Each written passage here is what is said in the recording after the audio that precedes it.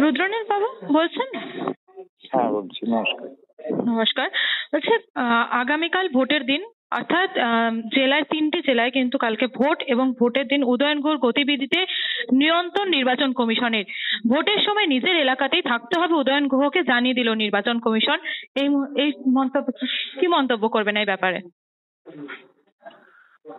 দেখুন, উত্তরবঙ্গে যে নির্বাচন রয়েছে, এই প্রথম ধাপের যে নির্বাচন শুরু হয়েছে দফার, সেখানে কিন্তু বারবার আমাদের কাছে কুচবিহারের সম্পর্কে যে খবর সারা পশ্চিমবঙ্গের মানুষ জেনেছেন তা হলো উদয়ন গুহর গণতন্ত্রকে, নির্বাচন পদ্ধতিকে, শান্তি শৃঙ্খলাকে তোয়াক্কা না করে তৃণমূলীয় হিংসার যে বাতাবরণ, তার পক্ষে তার বিভিন্ন রকমের উক্তি, যে উক্তি হিংসা ছড়ায়, যে উক্তি অশান্তি তৈরিতে ইন্ধন দেয় এবং মানুষের সঙ্গে মানুষের সম্পর্ক তিক্ত জায়গায় নিয়ে যাওয়ার জন্য যথেষ্ট রকম কার্যকরী।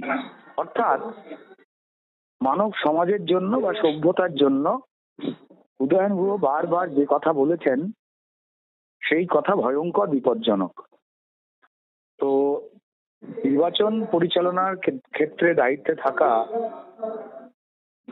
কেন্দ্রীয় নির্বাচন কমিশন, তারা যে কোনো দলেরই যে কোনো ব্যক্তিকে যদি কারুর কোনো কথা বা আচরণ সামান্য হলেও কোনো অশান্তি তৈরি করার পক্ষে উপাদেয় যদি হয়ে যায় বা ইন্ধন থাকে, সেই ক্ষেত্রে সামান্য কিছু হলেও কিন্তু তারা সতর্ক করছেন।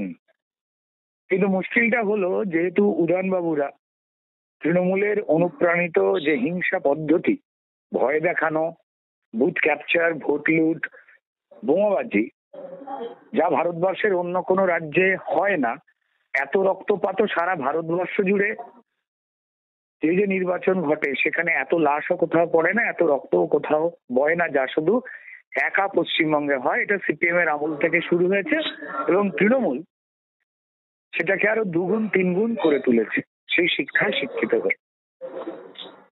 দেখবার পরেও উদয়ন বাবুরা যেভাবে মমতা বন্দ্যোপাধ্যায় টুকরোজোচ্চর ক্রিমিনালদের বীর বলেন, মিথ্যে বার্তা ছড়ান সমাজে তৃণমূল নেত্রী, ঠিক একই পদ্ধতিতে তার দলের নেতা মন্ত্রীরা যেমন দুর্নীতিতে জড়ান, সেটা দেখে ছাত্র নেতারাও সেই দুর্নীতির মধ্যে জড়িয়ে যান।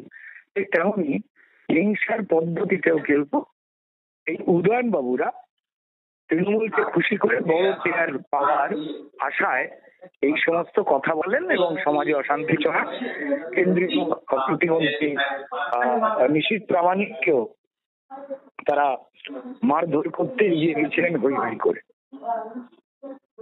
তৃণমূলের চুরি জোচ্চুরি অন্যায়ের বিরুদ্ধে যারাই কথা বলবে, তিনি ভারতীয় জনতা পার্টির কার্যকর্তা হতে পারেন, নেতৃত্ব হতে পারেন, কিংবা সাধারণ নিরপেক্ষ মানুষ বা নিরপেক্ষ মিডিয়া, তারাও কিন্তু যখন তাদের এই চুরি দুর্নীতি অন্যায়কে তুলে ধরে তখন তাদেরও আক্রান্ত হতে হয়।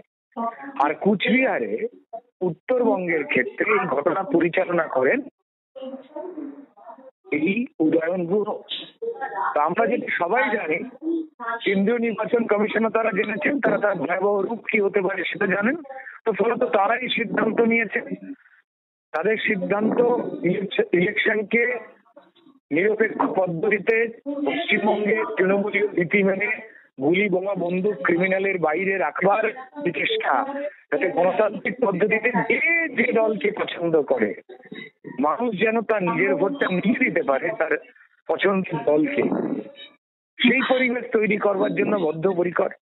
এবং উদয়ন গুহর মতো যারা তৃণমূলের চোর জোচ্চর লুটেরা ক্রিমিনালদের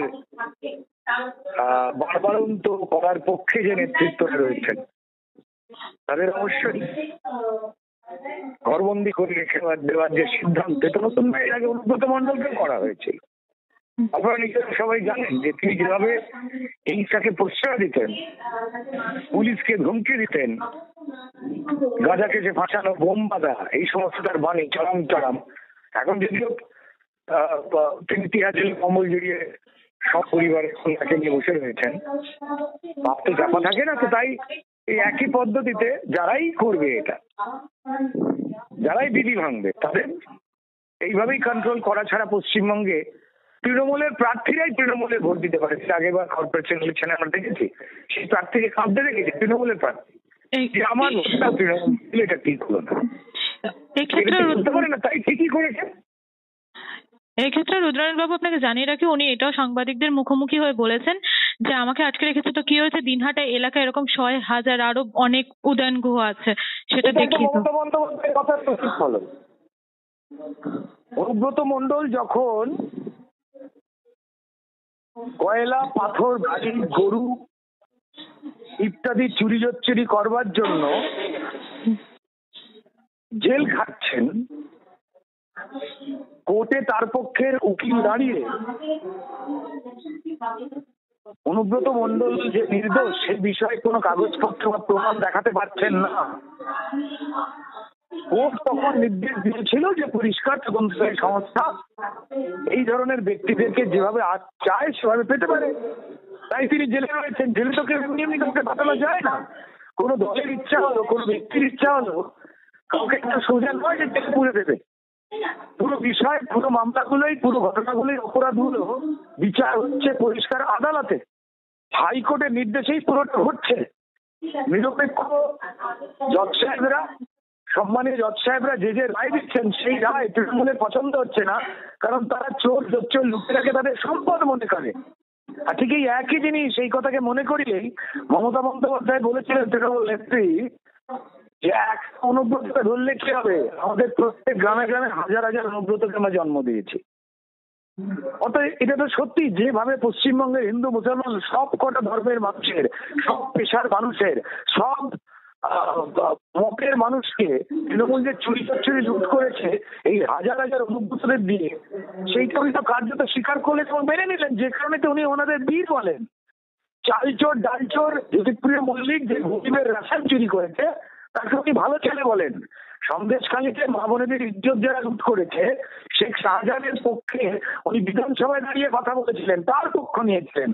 সন্দেশখালীতে অত্যাচারিতা মা বোনেদের তিনি এবং তার দল বলেছিল যে সাজানো নাটক। এরা বরাবরই ক্রিমিনালের পক্ষ নেয় এবং গলা উঁচিয়ে তৃণমূল নেত্রী বলেন যে একটা ক্রিমিনাল গেলে কি হবে, আমাদের হাজার হাজার ক্রিমিনাল আছে। এবং তাঁরই কথায় অনুপ্রাণিত হয়ে এই উত্তরবঙ্গকে বদনাম করা উদয়ন গুহর মতো লোকেরা মমতা বন্দ্যোপাধ্যায়ের কথারই ঢেকুর তুলছেন, অশোভনীয় অসভ্য কথা বলছেন। তাদের মতো লোককে কোনো মানুষই চায় না, তৃণমূলও চায় না, কিন্তু মুশকিল হচ্ছে তৃণমূলের যারা ভদ্রলোক বা যারা ভোটার দু একজন তারা কণ্ঠাসা হয়ে পড়ছেন বা দল থেকে বেরিয়ে যাচ্ছেন, বেরিয়ে আসার চেষ্টা করছেন, কারণ ওই দল গুন্ডারা চালাবে, এই দল মানুষকে লুট করবে। আপনি ওই দলে থাকতে গেলে এই অপরাধের সঙ্গী হন বা মুখ বুঝে অপরাধকে সহ্য করুন, অপরাধকে মেনে নিন, এটাই তো তৃণমূলের নিয়ম। এবার সেখানে যে যত অপরাধকে প্রশ্রয় দিতে পারবে তাদের প্রশংসা হবে, তাদের প্রমোশন করবেন মমতা বন্দ্যোপাধ্যায়। তবে উদয়ন গুহ সেই রাস্তায় হেঁটেছেন, মমতা বন্দ্যোপাধ্যায়ের কথাই বলছেন।